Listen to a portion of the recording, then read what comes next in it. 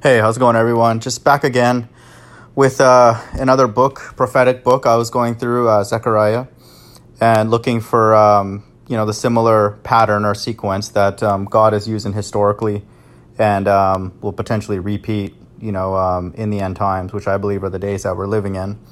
And lo and behold, it's the same pattern here in Zechariah, same as in Malachi, same as in Revelation, same as in Matthew, same as in 2nd Ezra. And so, I'm just getting more and more comfort that that is the exact sequence that will be followed in the end times. And so Zechariah 10 starts off with, God speaking of, idols, speaking vainly, diviners, enchanters, false dreams, comforting in vain, just various sins.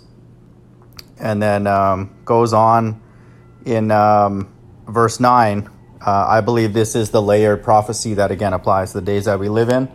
He says in verse 9, I will sow them among the people, and they shall remember me in far countries, and they shall live with their children and turn again. And so I believe, and the Bible supports this, that God's elect are scattered, on the four corners of the earth, across flat earth.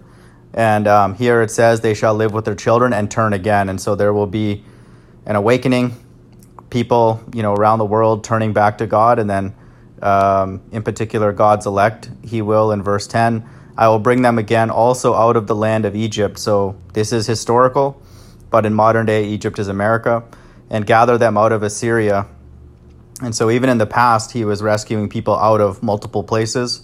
And here, this is America, and then would be Egypt, the equivalent, and then Assyria would represent every other place, on earth. And I will bring them into the land of Gilead and Lebanon, and place shall not be found for them. And so this is important because what the Bible teaches in Revelation is that God removes his elect, and then there is a tribulation period, a 3.5-year tribulation period, and then he returns with his elect to essentially clean up, the earth of the left-hand side. And so, again, it's very, very... it's the exact same sequence of events and just different places. And here, Gilead and Lebanon represent the elect being taken away and then returning later for the last battle of Armageddon. And we'll see that in Zechariah 11. And so just keep that in mind. But ultimately, again, the sequence of events is preserved. God removing his people, taking them away, preparing them for the final destruction, and then it goes into the plagues. And these are, again, in Zechariah 10, verse 11, it's the exact same as what I posted in Revelation.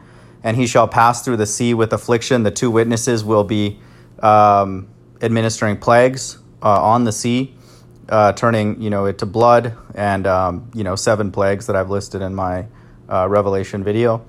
And all the deeps of the river shall dry up. That's also one of the plagues. And the pride of Assyria shall be brought down, and the scepter of Egypt shall depart away. And so after the plagues are done, Egypt, which in modern day is America, will be destroyed. And he says, and I will strengthen them in the Lord, and they shall walk up and down in his name, saith the Lord. And so up to this point, the elect have been removed.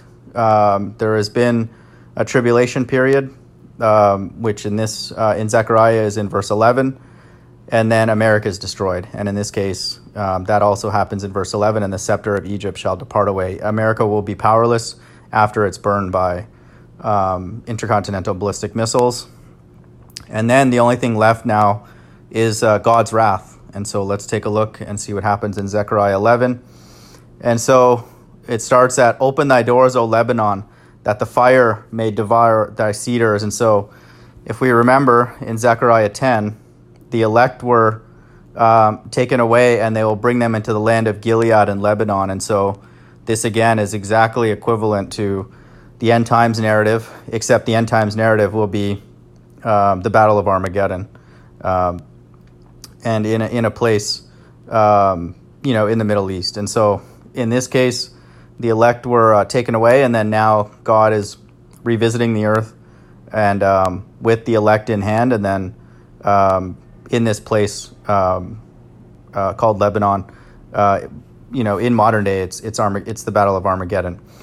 And so, but he's preparing to destroy it, and he's done that in the past. And this is what Zechariah was prophesying. And so, Zechariah 11:2, howl, fir tree, for thy cedar is fallen, because the mighty are spoiled. Howl, O ye oaks of Bashan, for the forest of the vintage is come down. There is a voice of the howling of the shepherds, for their glory is spoiled, a voice of the roaring of young lions, for the pride of Jordan is spoiled. Thus saith the Lord my God, feed the flock of the slaughter, whose possessors slay them, and hold themselves not guilty, and they that sell them say, Blessed be the Lord, for I am rich, and their own shepherds pity them not. For I will no more pity the inhabitants of the land, saith the Lord. But lo, I will deliver the men every one unto his neighbour's hand, and unto the hand of his king, and they shall smite the land, and out of their hand I will not deliver them. And I will feed the flock of slaughter, even you, O poor of the flock. And I took unto me 2 staves, the one I called beauty, and the other I called bands, and I fed the flock. And so you can see it's again the same sequence of events. So elect are taken away. They are then brought over and prepared for a final battle. And in this in Zechariah's day, it was in Lebanon. And in this case, when it says that the fire may devour the cedar, cedars and trees are referred to sometimes as trees and also referred to people, and in this case both. And so it's again the same sequence of events. We get more and more comfort reading the prophecies that the way that God operated in Zechariah, Malachi, Esdras is the exact same that he's operating in the Apocrypha, in Esdras, 2nd Esdras, and then also in the New Testament in Matthew and Revelation. And so it looks like that is indeed the sequence of events. I'm going to keep reading, the Bible overall, but it looks like that is what we should be expecting if the God of the Bible is true. Hope everyone's doing well. Bye.